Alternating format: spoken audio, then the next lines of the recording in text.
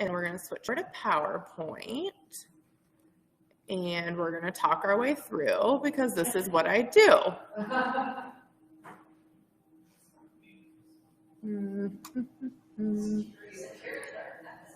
There we go.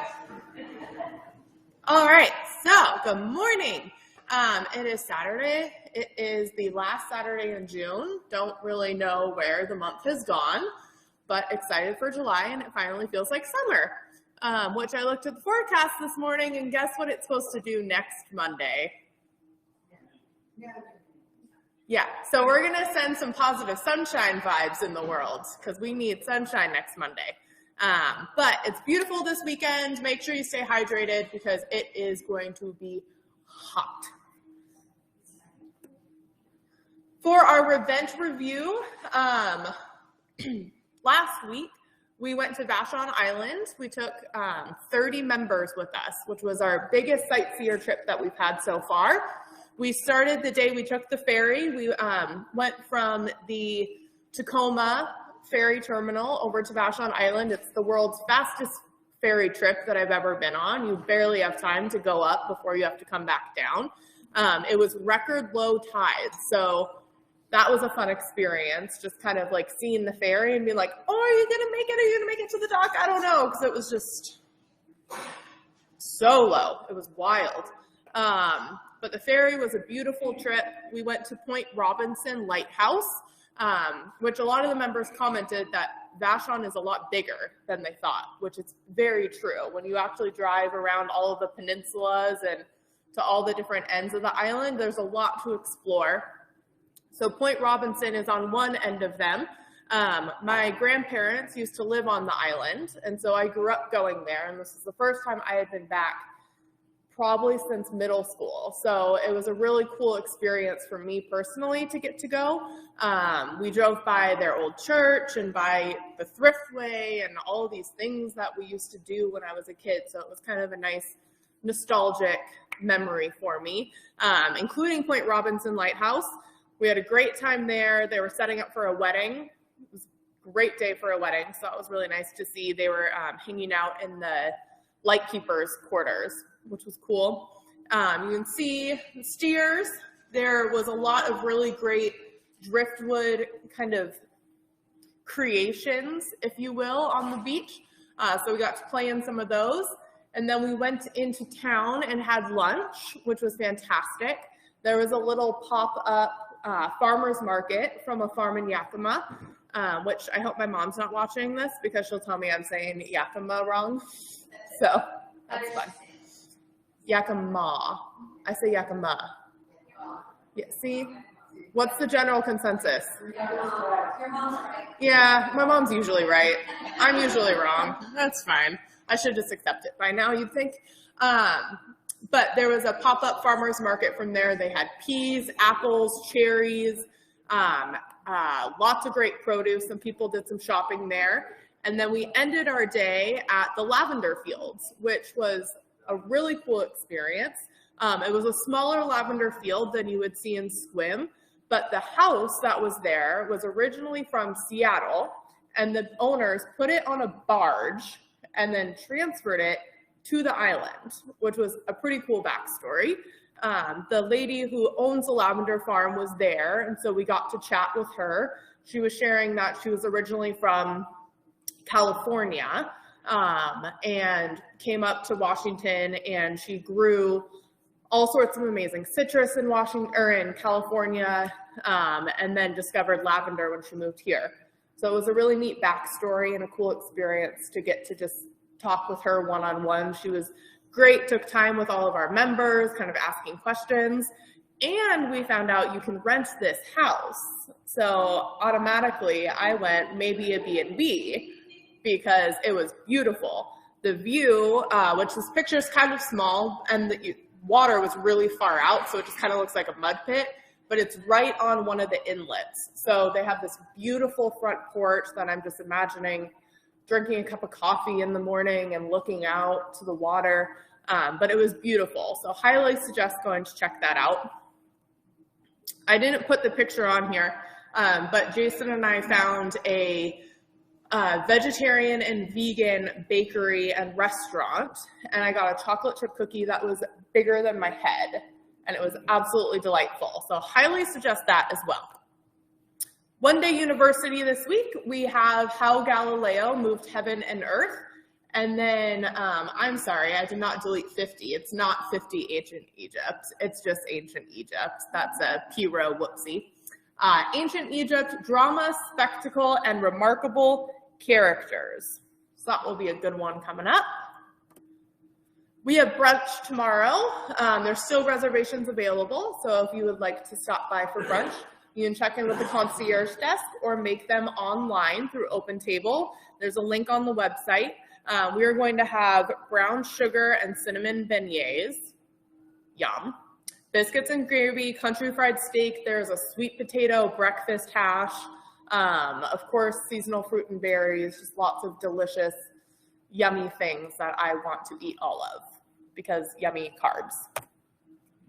Culinary table for the month of July.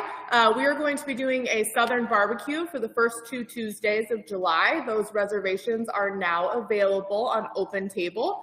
I saw a sneak peek of the menu. There's going to be fresh baked biscuits with honey butter, which, yum, more carbs. If you don't know me, then you know, yeah, carbs, yeah. And then the last 2, we will do the prime rib buffet again, because that continues to be very well supported by our memberships, by our members, and so we'll be bringing that back for the last 2 as well. 4th of July is next Monday. Guest tickets will become available tomorrow because that is when registration closes. So a reminder about guest tickets, if you want to bring a guest to an event, you're more than welcome. However, guest registration does not open until the week before so that our members have enough time to register for an event. But I think there's still 15 tickets. So if you have somebody that you want to bring, feel free. You can just call the concierge desk or email myself and we can help you get a guest ticket for the event. New programming that we have. So Tuesdays in July, we have 2 fun things starting in July. On Tuesdays, it's going to be cookies, campfire, and cocktails. So this one is a registration because we will have a bar. So in order for us to have alcohol in the backyard, we have to operate with our banquet permit, which requires registration. So if you would like to come to this one, you are more than welcome, but you do have to register on MTL for this. Again, myself, concierge can help you. It's going to be really fun. The culinary team will be making a variety of cookies each week, switching it up, and then we'll have our wood burning fire, which is the one down by our little beach area. That one will be activated. So you can feel free to register, come down for that one. This will be from 7 to 9 in Tuesdays. And then, of course, if there is a burn ban in effect, we will not be burning our wood burning fireplace. I've gotten that question a lot, so I just wanted to answer that one. So, of course, this is pending. If something were to happen, it would unfortunately have to be canceled. But we have propane still, but not as great with s'mores or anything. But we will look forward to having this while we can. That begins the first Tuesday in July. And then on Fridays, we have our s'mores at the Summit. This one, registration is not required. Alcohol will not be permitted at this event because it is an open event. So we will have s'more kits available from the concierge desk. I'm putting these together and working on some fun little variations. We'll have your classic s'mores. We'll have some with Reese's, some with the cookies and cream Hershey bar. So if you have something that you've tried camping or with your grandkids or something, Rolos. What's the ratio of Rolo to s'more? 2? 1? Julie says 4. Yeah, I'm with Julie. All right, Sandy says 2, Julie says 4. Yeah, I bet you probably just like put the marshmallow on there and then the heat, I would assume, from the marshmallow just kind of ooey gooey, caramely, chocolatey yumminess So that's a good one. I will get some Rolos. Thank you, Sandy. Peace. This is complimentary to attend, so you can feel free to just come down to the fire pit. It will be lit beginning at 6 o'clock, and it's kind of an open-ended thing, so you don't have to be there right at 6. You can come at 7 if you want, but the s'more kits will be available at the concierge desk if you would like one. Otherwise, feel free to enjoy the fire with your neighbors and friends.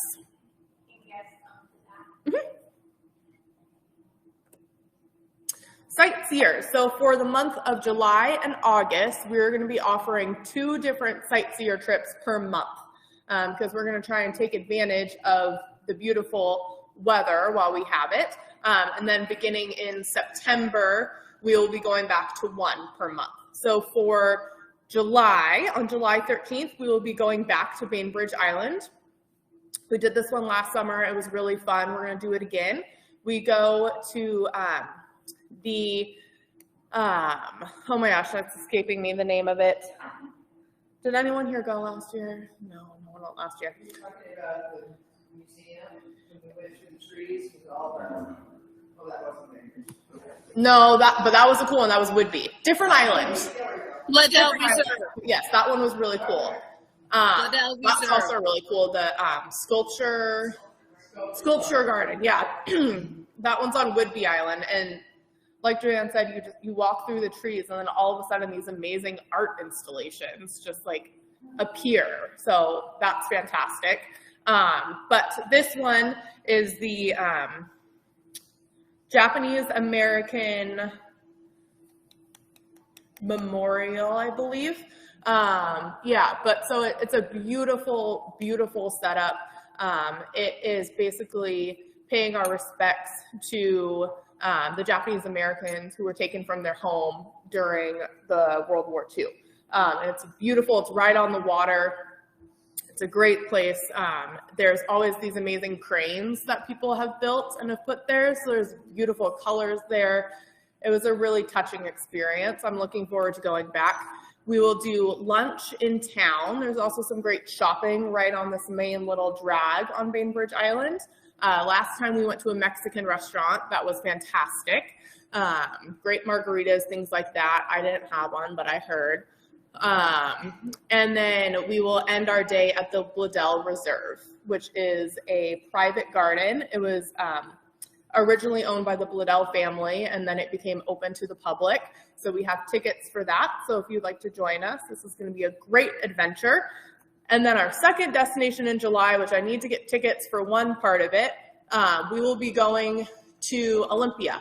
So we are going to be doing the Olympic Air Museum, which will be really great, and then going on a tour of our Capitol, which is a beautiful building. I did this experience in high school, and it's just the marble, and it's a beautiful, beautiful building, very nicely landscaped. So we will be going to that. This will be getting posted hopefully today. I just have to get one more element in place for this one. And that will be in the end of July. Just a reminder that Shea Homes will be here June 29th and 30th.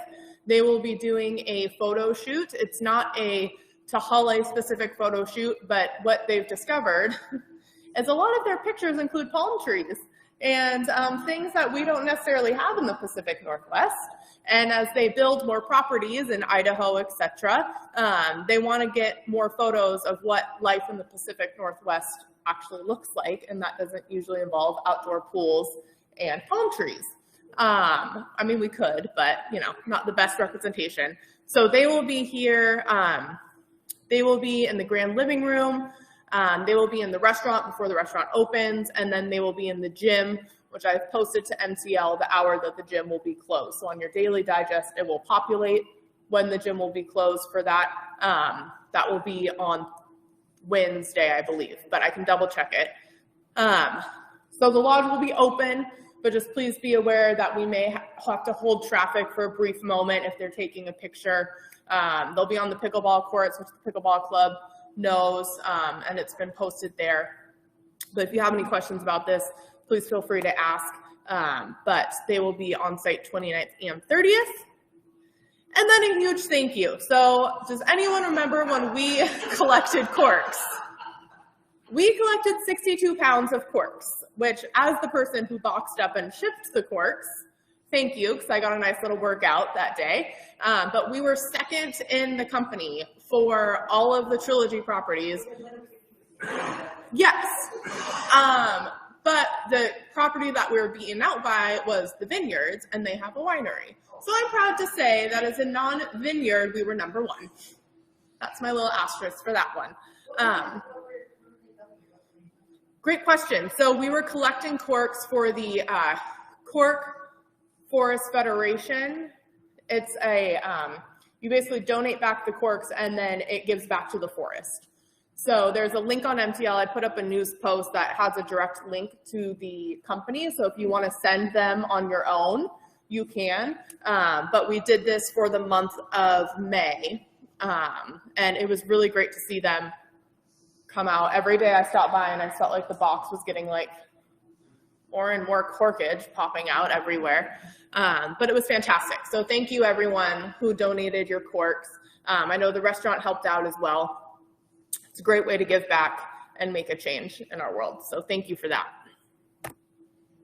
And that's that. I'm going to minimize this and then go back to this screen so that if people have questions, they can ask on